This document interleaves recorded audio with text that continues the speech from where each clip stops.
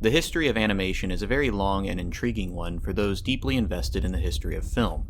As one of the earliest distinct forms of movie making, and one of the most pioneering, animation has branched off into a variety of different subgenres which have expanded the scope and scale of cinematic creativity for generations.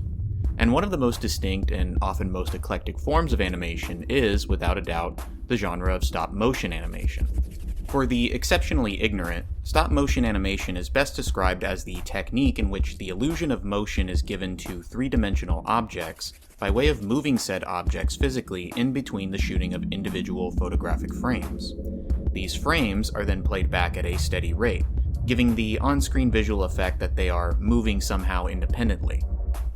For many years, prior to the rise of computer animation, stop motion, in addition to being a form of animated film unto itself, also served as the go-to method of special effects artists, not least of which was due to the tremendous influence of American animator Willis O'Brien, as well as his protege Ray Harryhausen. Though, because of this practical dimension of stop motion, particularly clay-based stop motion, or clay animation, the medium also served as something of a bridge between mainstream filmmaking and more renegade abstract filmmaking. And our subject for today's brief analysis is indeed a good example of the latter, being one of the more obscure productions of the twilight era of the stop-motion genre. The subject in question is the surreal fantasy picture Chronopolis, first released in 1982 in Europe.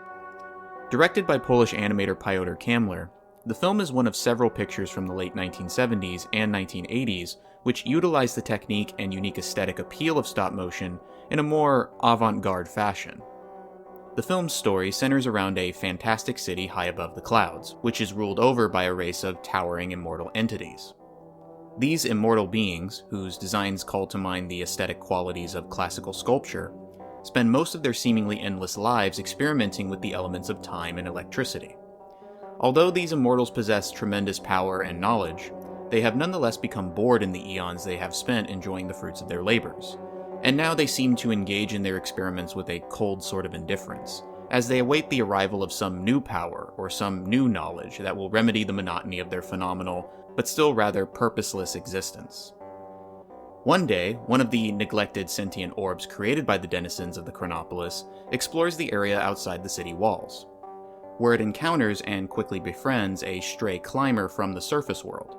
The climber and the orb develop a playful relationship that does not escape the notice of the immortals, who are in fact intrigued by this wanton display of joy.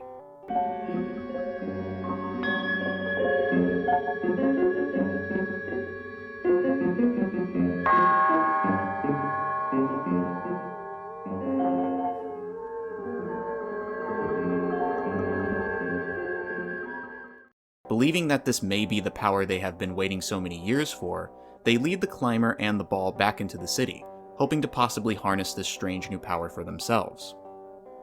However, this decision appears to be their undoing, as the immortals and their great city begin to rapidly decay and die. With the legendary Chronopolis no more than a darkened set of ruins, the climber and his new ball-shaped friend then escape the city triumphantly, ready to set off on a new adventure. When it was released, Chronopolis did win quite a few awards for director Kamler, including the award for Best Children's Film at the Fanta Festival in Rome. The movie itself, largely financed by the National Audiovisual Institute of Paris, was Kamler's first and only feature-length production, and to a large extent, Chronopolis uses many of the same themes and motifs from Kamler's shorter works, particularly the use of ball-shaped objects and the emphasis on cyclical movements. Some of these ideas may themselves owe a certain debt to the earlier experimental works of abstract animators, such as Oskar Fiskinger, Hans Richter, and even Walter Ruttmann. But where Kamler's work stands apart from such experiments in pure cinema is of course the emphasis on narrative, or narrative symbolism, which is not quite as aligned with the earlier focus on abstract spontaneity. I do not think that the neoclassical look of the immortals, juxtaposed with the facelessness of the mortal climber, is any sort of coincidence. The complex Greco-Roman and Egyptian-inspired look of the immortals is certainly complemented by the grand nature of their experiments. This, of course, is a good excuse for Kamler to sort of pad the film out a bit with bizarre special effects that feel a bit like outtakes from his short films. But I think it works thematically within the context of the film's universe. There is, of course, a mystical atmosphere to some of the film's more overt symbolism, although the exact meaning is somewhat left to the interpretation of the viewer. On this note, it should be mentioned that Chronopolis exists in two separate versions, the theatrical release and the director's cut. Funny enough though, it is the director's cut here that is actually the shorter version of the movie, while the theatrical version had many extra scenes that extended the length of the film. In addition to, the theatrical version was also accompanied by a narration, which was provided by the late Michael Lonsdale. At some point, though, Kamler seems to have supervised a re-editing of the film to remove many scenes that were perhaps seen as superfluous, and thus the film was restored to its originally intended silent format, where the only sound would remain the very experimental music and sound effects work which had been provided for the movie by French-Italian composer and musique concrete pioneer Luc Ferrari. And it is the silent version of Chronopolis which has become the most readily available version for people to watch today. Personally, I do not think the movie really needs any narration. Many of its scenes are mostly disconnected visual effects sequences, devoid of any linear narrative structure. And the narrative itself is communicated very well through the gestures of the characters and the tone of Ferrari's score.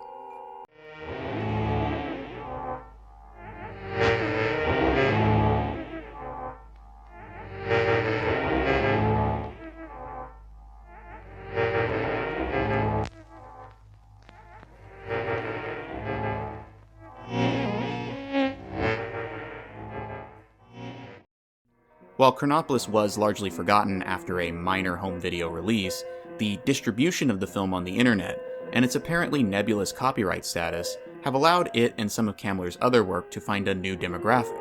I do think the movie does deserve a place among some of the more well-known clay animated films of its era, alongside the works of men like Bruce Bickford and Hans Svankmajer. Though Kamler's film has a much more innocent and childlike quality. In a way, I'd almost describe it as like Mamoru Oshii's Angel's Egg meets Art Clokey's Gumby. It is, on the surface, a simple tale of two beings from two very different walks of life becoming friends, and embracing their own childlike innocence together, in the face of towering, out-of-touch authority figures. But these themes do tread into the existential realm as well, where one can read the story as an allegorical tale in which a group of would-be deities suffer an almost biblical retribution for their arrogance and lack of understanding, leaving the meek and the humble, and, depending on your interpretation, maybe even the pious, to inherit the earth after them.